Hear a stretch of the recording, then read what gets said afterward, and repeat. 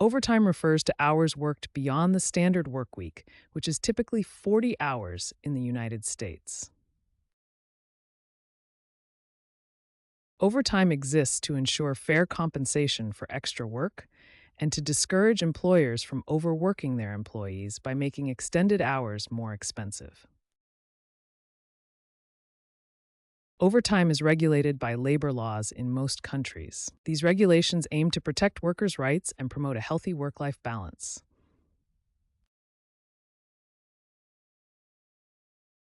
The Fair Labor Standards Act, or FLSA, establishes the legal framework for overtime in the United States. This federal law was enacted in 1938 to protect workers and is enforced by the U.S. Department of Labor. The FLSA requires employers to pay eligible employees at least 1.5 times their regular rate of pay for all hours worked over 40 in a work week. The standard work week is defined as 40 hours. Any work beyond this threshold qualifies for overtime pay. While the FLSA establishes minimum overtime requirements that apply nationwide, states may have additional overtime laws that provide greater benefits to employees. The Department of Labor enforces overtime regulations through its Wage and Hour Division. This includes investigating complaints, recovering back wages, and issuing penalties for violations. Noncompliance with overtime regulations can result in employers having to pay back wages, damages, and substantial penalties. Understanding the legal framework of overtime is essential for both employers and employees to ensure compliance with federal and state regulations. Under the Fair Labor Standards Act, not all employees qualify for overtime pay. The FLSA divides workers into two main categories, exempt and non-exempt. Let's understand the difference between exempt and non-exempt employees. Non-exempt employees qualify for overtime pay. These typically include hourly workers and those earning below a certain salary threshold. As of 2023, this salary threshold is $35,568 annually. Exempt employees do not qualify for overtime pay. These are often salaried positions that fall into specific job categories. Exempt categories include executives, administrative professionals, outside sales representatives, computer-related occupations, and certain highly compensated employees. It's important to understand that job duties, not just job titles, determine exemption status. For example, a manager with no direct reports may not qualify as executive exempt, even with the title. An administrative assistant with routine duties is typically non-exempt, and a director who doesn't actually direct others' work may also be non-exempt. Key factors that determine exemption status include salary level, salary basis, and whether primary job duties match exemption criteria. Understanding whether you qualify for overtime pay depends on these specific FLSA classifications and the nature of your work. Remember that state laws may provide additional overtime protections beyond the federal FLSA requirements. To calculate overtime pay, first determine the regular hourly rate for the employee. Step 1. Determine the regular hourly rate. For hourly workers, this is their established pay rate. For salaried, non-exempt employees, divide their weekly salary by 40 hours to find the regular hourly rate. For example, if a salaried, non-exempt employee earns $800 per week, their regular hourly rate would be $20 per hour. Step 2. Calculate the overtime rate by multiplying the regular hourly rate by 1.5. Continuing our example, if the regular rate is $20 per hour, the overtime rate would be $30 per hour. This overtime rate represents time and a half pay for hours worked beyond the standard 40-hour work week. Step 3. Calculate the total pay by multiplying regular hours by the regular rate and overtime hours by the overtime rate, then adding these amounts. Let's work through a complete example.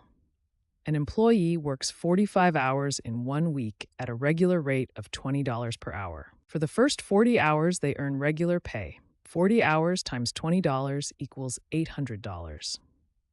For the 5 overtime hours, they earn the overtime rate. 5 hours times $30 equals $150.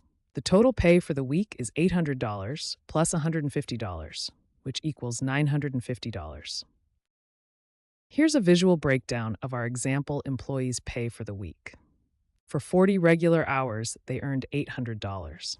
For 5 overtime hours, they earned an additional $150. This results in a total weekly pay of $950. Let's summarize the key points to remember about calculating overtime pay. Overtime is calculated at 1.5 times the regular rate.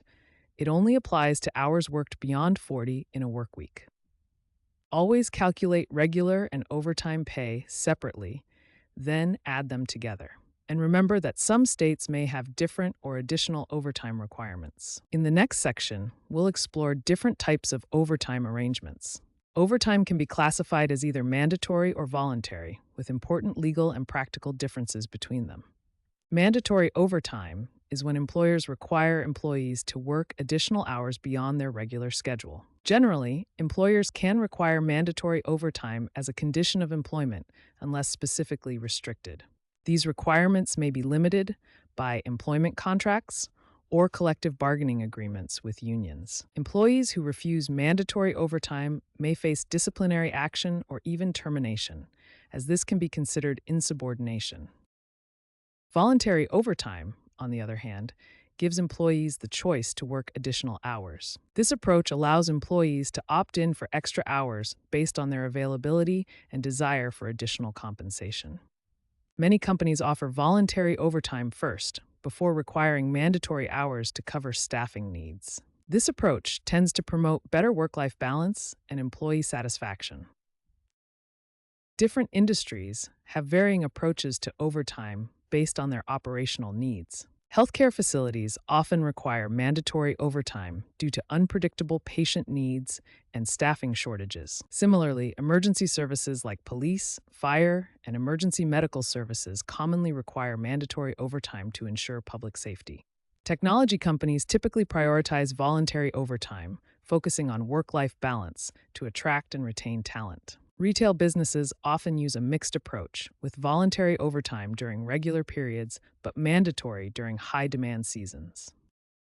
There are important legal considerations regarding mandatory overtime. Even when requiring mandatory overtime, employers must still comply with maximum hour laws and safety regulations. Some states have passed laws restricting mandatory overtime in certain industries or circumstances. Healthcare workers, in particular, often have specific protections against excessive mandatory overtime. The Americans with Disabilities Act may require reasonable accommodations that limit mandatory overtime for qualifying employees. Employers can follow several best practices regarding overtime requirements. All overtime policies should be clearly communicated in writing through employee handbooks and contracts. When possible, offering voluntary overtime before requiring mandatory hours can improve employee morale. Distributing overtime equitably among qualified employees helps prevent burnout and claims of unfair treatment. Most companies have specific overtime policies that employees must follow. These policies typically require prior authorization from a supervisor before working overtime hours. Unauthorized overtime may still legally require payment, but could result in disciplinary action for the employee.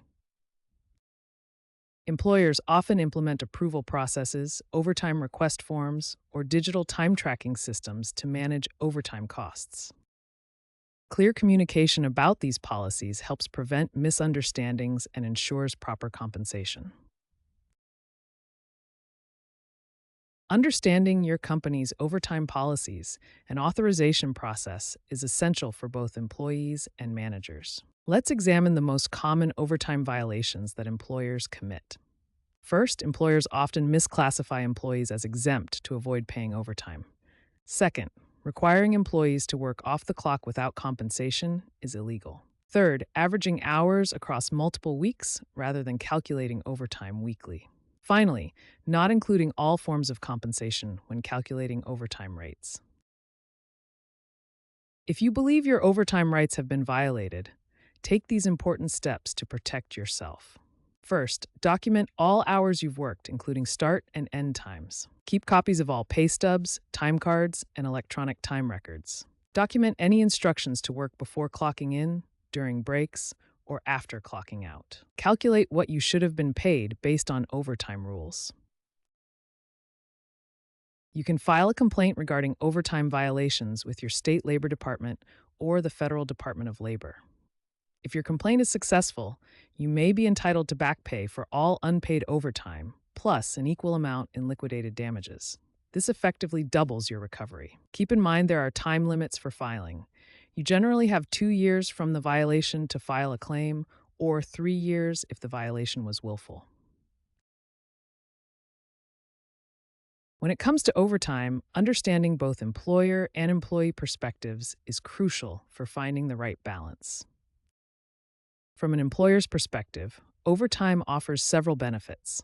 Employers can address temporary labor shortages, meet urgent deadlines, utilize their existing workforce, and avoid the costs of hiring and training new employees. However, there are significant drawbacks to consider. These include increased labor costs, decreased productivity over time, employee burnout, and potential quality issues as tired workers may make more mistakes.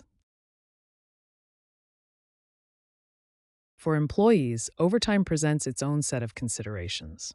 The primary benefit is increased earnings, but employees may also develop new skills, demonstrate commitment to the organization, and position themselves for advancement.